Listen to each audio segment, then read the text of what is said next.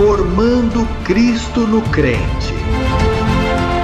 TV Grácia Internacional apresenta as palavras inefáveis de Deus, o Evangelho da Graça, nos lábios de Jesus Cristo, homem. Abba, Pai. Gálatas 3:23. Diz que antes que a fé viesse, ela não havia chegado. Milhares de anos se passaram, Moisés, Davi e os profetas, que pela fé conquistaram reinos, pela fé fizeram maravilhas. Pela fé Moisés tocou a água e abriu o mar vermelho. Mas então o apóstolo Paulo, somente o apóstolo Paulo, os 11 apóstolos não entendiam isso. Somente o apóstolo Paulo, quando foi arrebatado ao paraíso e ouviu palavras inefáveis, ele especifica em sua carta aos irmãos galicianos, diz, antes que a fé viesse. E então nos perguntamos, mas se vem falando que pela fé Davi, que pela fé Sansão, que pela fé... Mas essa fé era a fé prática, a fé de operar milagres, a fé que Pedro teve para andar sobre as águas. E então Paulo chega agora dizendo, antes que a fé viesse, a fé não havia chegado porque Paulo estava estabelecendo uma fé definida, uma fé doutrinária, a fé do Evangelho, a fé que fala do seu espírito, a fé que lhe serve para que você sirva a Deus com a mente. Romanos 7:25 diz, agora depois da cruz, porque toda a ciência disto está antes da cruz e depois da cruz. E então, depois da cruz, Paulo diz, agora não é mais com o corpo, agora é com a mente. Observe que antes era o corpo, a postura religiosa, as cerimônias, as abstinências, os lavamentos, óleos, unções. Mas então, logo quando Cristo ressuscita, agora o corpo não desempenha nenhum papel. É por isso que Paulo diz, veja, nem carne nem sangue herdam o reino dos céus. Portanto, o corpo agora desempenha outro papel. E então, como agora, deveríamos servir a Deus em espírito com a mente. Para a mente, então, veio uma fé estabelecida em um conhecimento, uma fé doutrinária. E por isso, se você quiser comparar a diferença, vou lhe mostrar rapidamente o que aconteceu com Pedro. Livro de Atos. Leia comigo em Atos capítulo 5, versículo 12. E pela mão dos apóstolos, muitos sinais e prodígios eram feitos entre o povo, e todos estavam de comum acordo no pórtico de Salomão. O que eles estavam fazendo pela mão dos apóstolos? Prodígios e sinais. Agora, esses mesmos apóstolos estão fazendo prodígios e sinais. Eles não têm fé doutrinária. O que eles têm é a fé para fazer milagres e maravilhas entre as pessoas.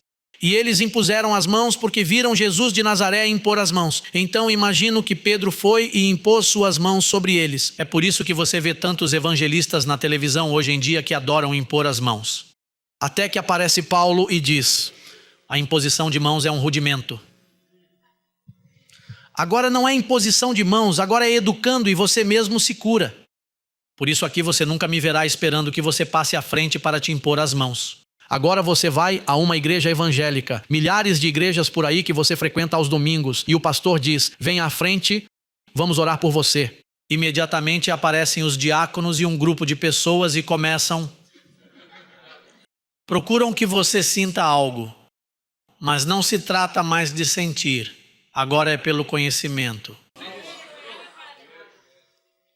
É como uma senhora disse a um amigo meu hoje, uma pergunta, na igreja vocês não oram? Na igreja vocês não visitam os doentes no hospital?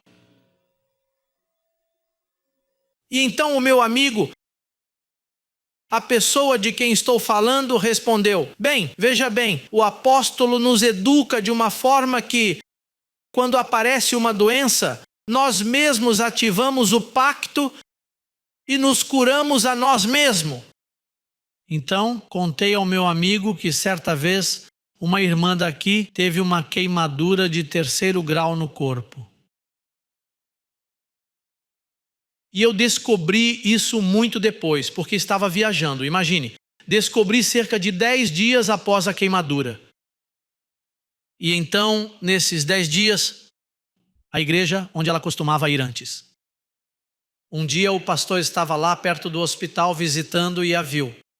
Ei, como estás? Tudo bem? E então ela usou o pacto e disse que estava passando por uma leve tribulação momentânea. E então o pastor disse: e José Luiz? Porque ele me chama de José Luiz, para não me chamar de apóstolo. E perguntou a ela: e José Luiz veio ver você? E ela ficou em silêncio. Por que você me pergunta isso? Porque ele não virá vê-la, ele não se importa. Ele não se importa com você. E então, ela disse a ele: bem, veja, você veio me ver. Mas não me dá nada. O que você sente é pena de mim. Ora, no entanto, José Luiz tem estado aqui comigo todos os dias, porque ele me deu uma educação que eu aplico.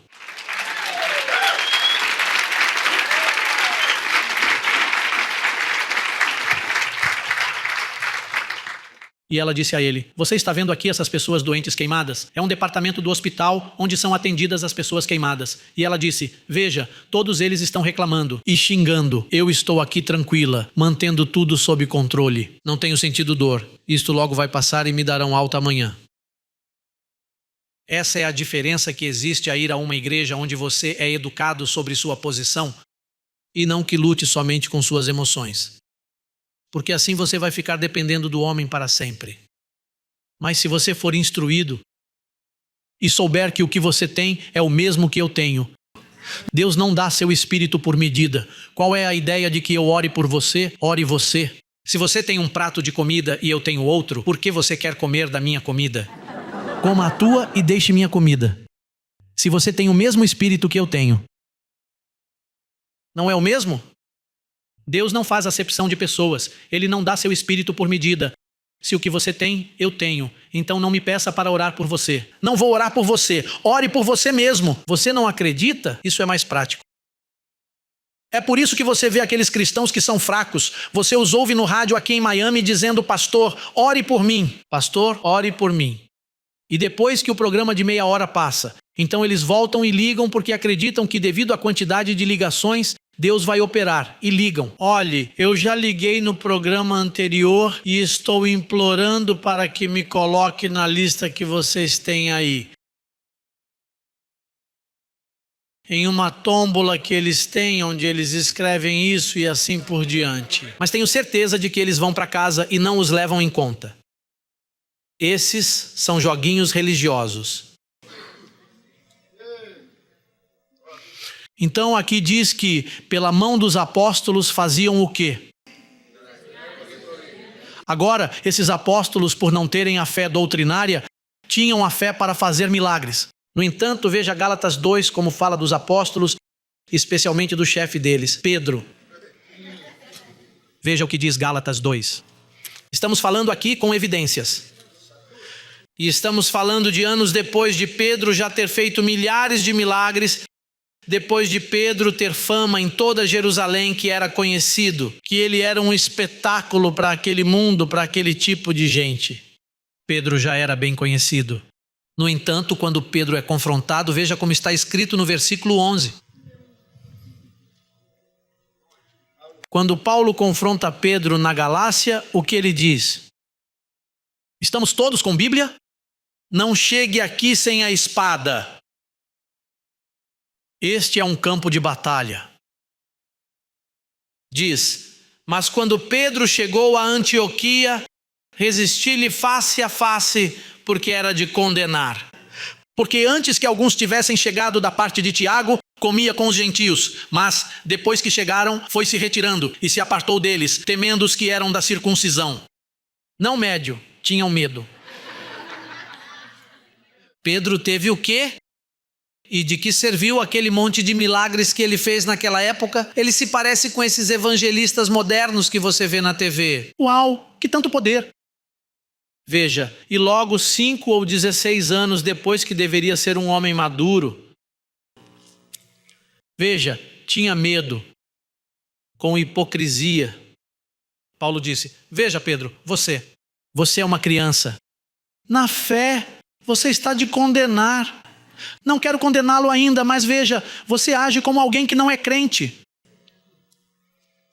Você que queria ser como Pedro, você que disse tanto, Pedro andou sobre as águas. So what? Ele andou sobre as águas e afundou.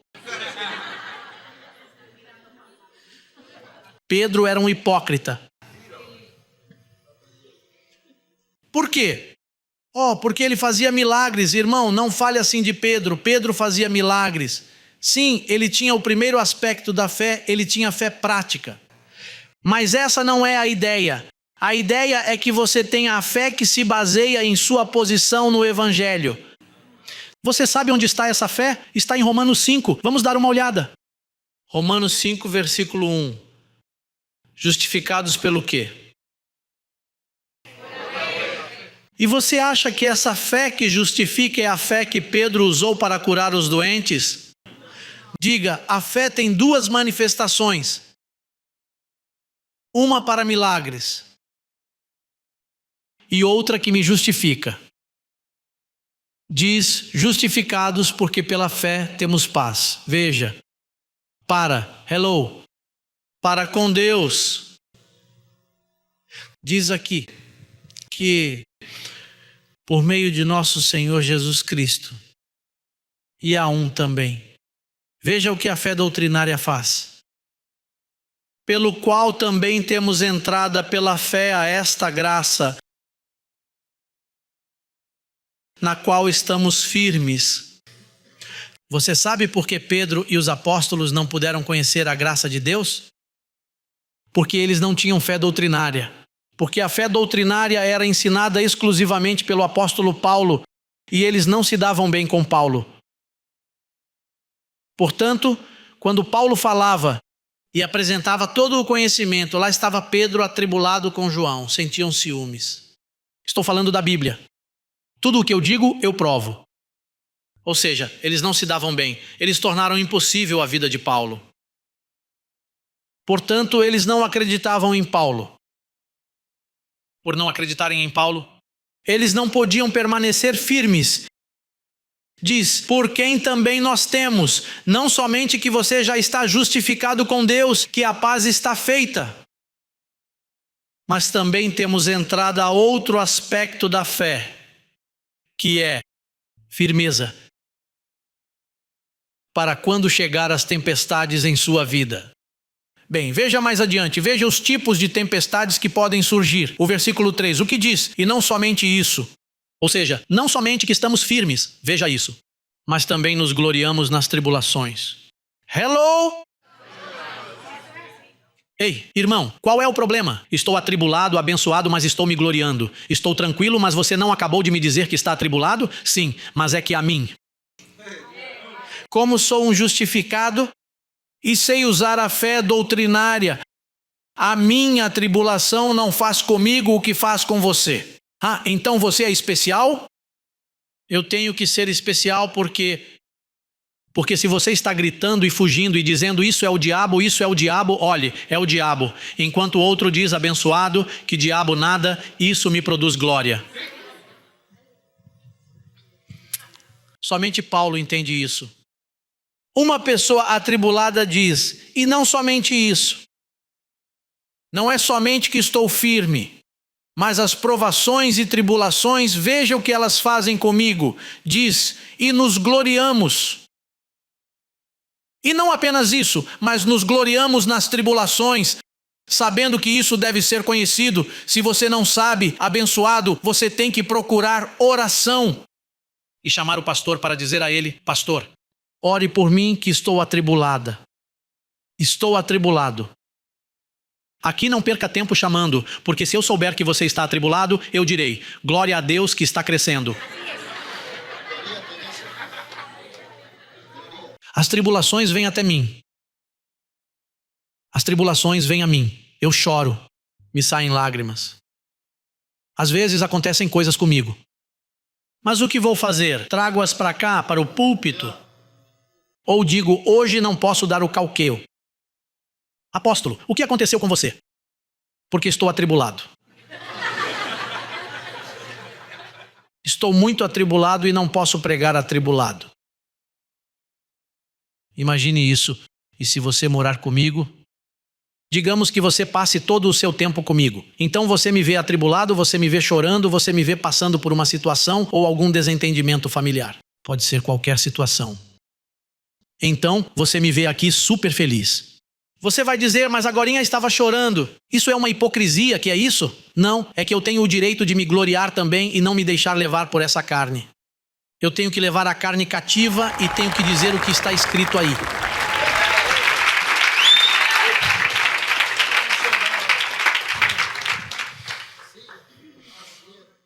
Ou se eu souber que você está passando por uma provação e eu chorei com você. Mas depois disso, você me vê aqui, contente, desfrutando deste manjar como esta noite. Você vai dizer: o apóstolo não tem sentimentos, né? Mesmo sabendo da provação que estou passando, e veja como ele está feliz e tranquilo. E o que você quer que eu faça? Que me submeta à sua mentira momentânea? Ou a minha, ou a de quem for? Você tem que levar cativo e do limão fazer uma limonada. Não acha?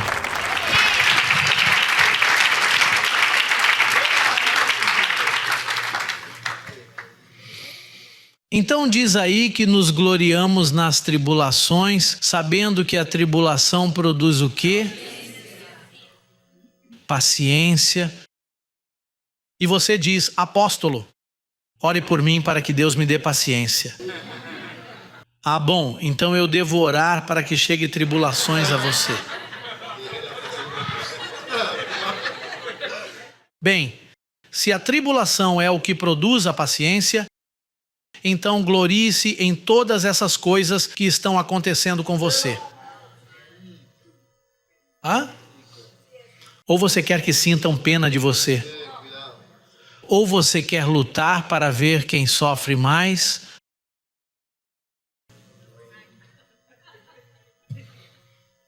Possivelmente você seja um dos que tem mais paciência aqui, se tem sido muito atribulado. A paciência é um fruto tremendo, porque o que a paciência faz é que quando surge uma situação, você se acalma e diz: espere, não vou falar rápido e não vou responder agora. Vou me segurar porque isso pode me trazer êxito. E se eu reclamar antes do tempo, ficarei mal visto. Produz paciência. E a paciência prova. E a prova, esperança. E a esperança não envergonha, porque o amor de Deus foi derramado em nossa mente pelo Espírito Santo que nos foi dado. Então significa: ouça-me com atenção. Se você não entende as duas manifestações da palavra fé, então você jamais estará em firmeza. Vejam, eu estive nesse sistema. Eu fui pentecostal, fui batista, e eu os observava. E essas pessoas não crescem, inclusive eu, porque eu estava lá. Eu já estava me perguntando. Eu disse: ei, estou aqui há muitos anos e não há crescimento. Você também não conseguiu nada? Sim, então tudo é assim. Venha para a frente e vamos orar e repreender. Eu te repreendo, diabo. Eu repreendo toda tentação. Eu repreendo isso, eu repreendo aquilo. E então é tudo: meu Deus, me ajude, meu Deus, me ajude, meu Deus. Pastor, me ajude. Então é uma situação onde você não cresce. E sabe por quê? Porque para você crescer, você precisa de firmeza. E para ter firmeza, você precisa entender a fé doutrinária, que é a que te dá entrada a essa graça. E como isso funciona? Veja, funciona de certa forma. É uma ciência. Diga, ciência. Paulo disse, esta é a verdadeira ciência. Paulo disse que esta é a verdadeira ciência. Por exemplo, se o Evangelho diz que com uma oferta ele tornou o seu espírito perfeito para sempre, isso significa que você é igualzinho a Jesus Cristo. E em carne, você diz, eu sou igual a Jesus Cristo? Oh, não. Sou um homem pobre, miserável, frágil e infeliz. Mas eu, ser igual a Jesus Cristo? Bem, foi isso que ele disse, que com uma só oferta. Não para sua carne é o veículo que passa por tribulações e situações para aperfeiçoar o que está dentro de você, para que o que está dentro domine o que está fora. Mas essa é uma ciência que, quando você toma essa pílula de que eu estou perfeito, eu não vejo, eu não sinto. Mas ele diz que com uma única oferta, quando morreu e ressuscitou, me tornou perfeito para sempre. Eu acredito nisso, confesso e de agora em diante falo isso. Quando você faz isso, isso tem uns efeitos em sua mente. Naturalmente, esses efeitos geram muitas manifestações. Porque se você é perfeito para sempre, isso significa que você é salvo para sempre. Então, quando você sente que está salvo para sempre, você se sente mais livre. Ao se sentir livre, então você aceita as coisas com mais suavidade. Ao aceitar com mais suavidade, você entra na liberdade gloriosa dos filhos de Deus. Ao entrar na liberdade, a liberdade tem um custo, um preço muito alto, e é saber como se comportar dentro do terreno da liberdade. E para isso, você precisa ter paciência, porque os novos irmãos que chegam entram nessa liberdade e no momento você vê que eles estão em libertinagem. Ouça, você sabe que fulano eu o vi assim, eu o vi assado. Você ouviu, né? Você tem olhos para ver? Sim, eu vi. O que vai fazer? Vou criticá-lo. Ah, você se meteu com o anjo dele, porque o anjo dele está lhe dando treinamento.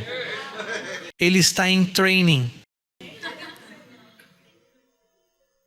Ele está sendo formado dentro de uma liberdade muito grande.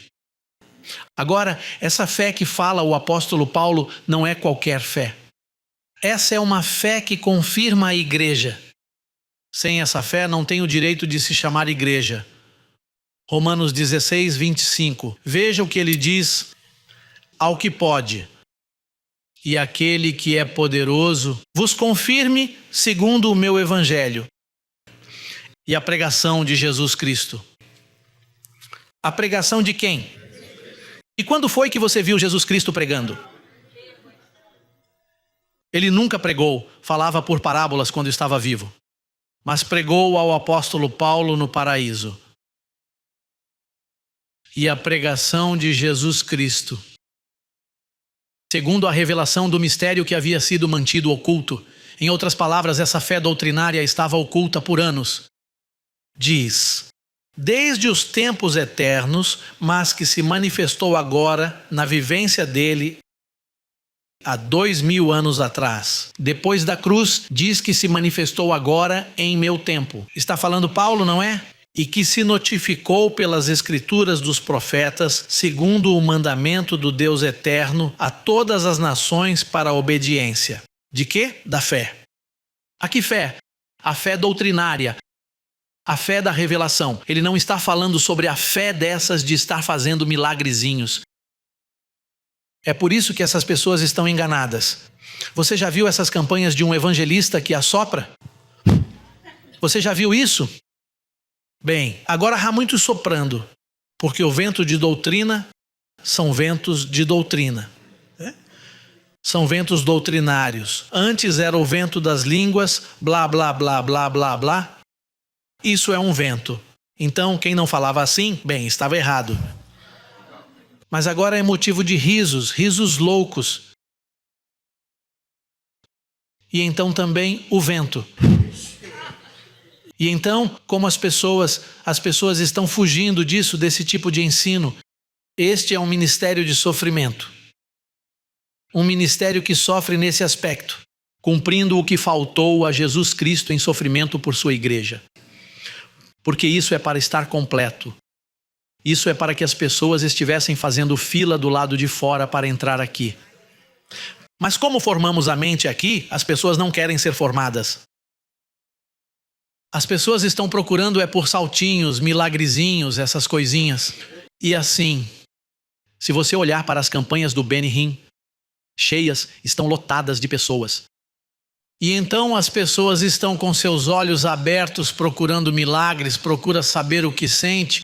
Ui, minha pele se arrepiou. Olhe, arrepiou sua mente? Não, os pelos. Mas e a mente? A mente ainda está dormindo.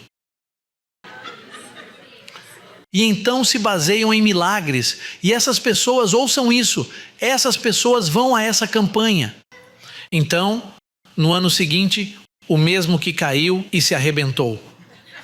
Onde foi dito que ele estava curado, ele volta outra vez. E voltam e voltam. Tem estudos e investigações sobre essas pessoas que vão a essas campanhas onde ele disse que estavam curadas. Eu até assisti a um documentário.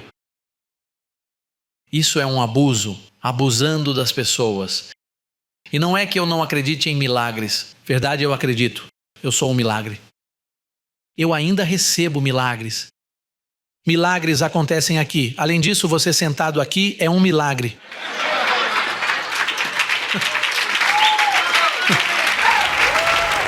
Isso sim, é um milagre.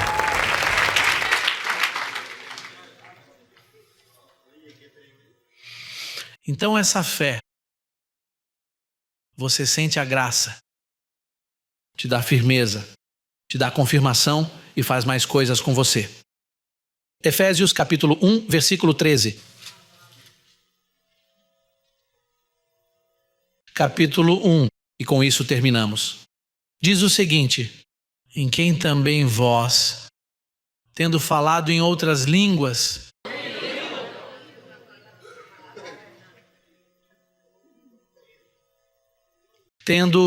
você tem ouvidos abençoado. Você sabe que os que ouvem são as ovelhas. Ele disse: as minhas ovelhas ouvem a minha voz. Mas precisam ter mais do que apenas orelhas.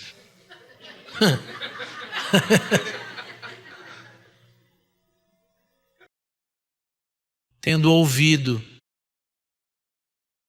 e entendido e crido. Diz tendo ouvido a palavra da verdade, o evangelho de sua salvação. E tendo o quê? Já ouviram e agora vão crer. E quantos são crentes aqui?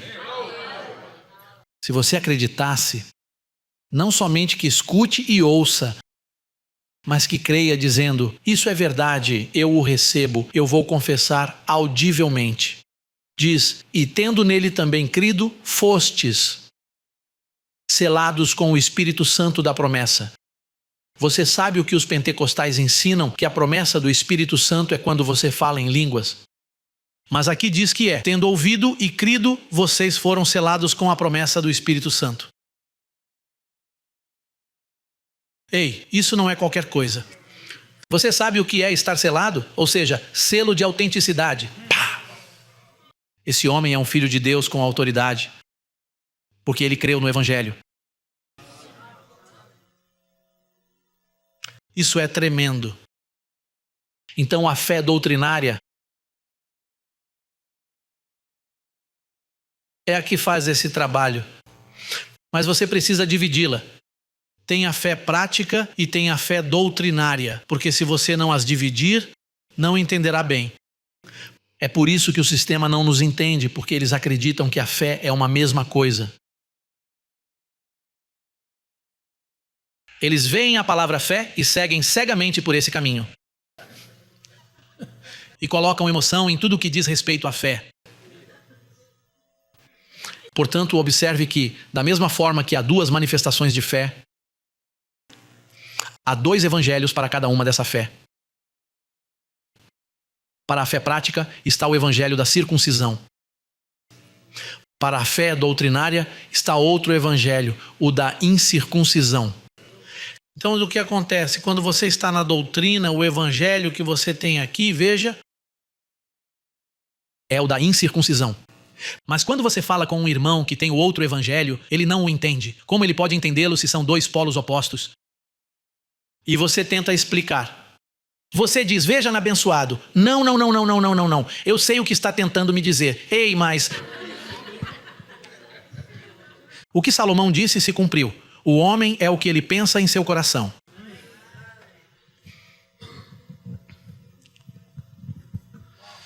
Dependendo do que você tem aqui, porque de acordo com o que você tem aqui, você vê. E se você não tiver a verdade aqui, não verá nada. Perdoe-me. Deus passa por você e não o vê, muchacho. Ele passa por você e não te vê. E você não vai ver Deus. Vamos ficar em pé. Diga comigo, eu entrei nessa graça. E nessa graça, nesse pavilhão, nesse reino, não há diabo, não há pecado, não há condenação, não há perdição. O que tem é vida eterna e firmeza. Abençoado com toda a bênção.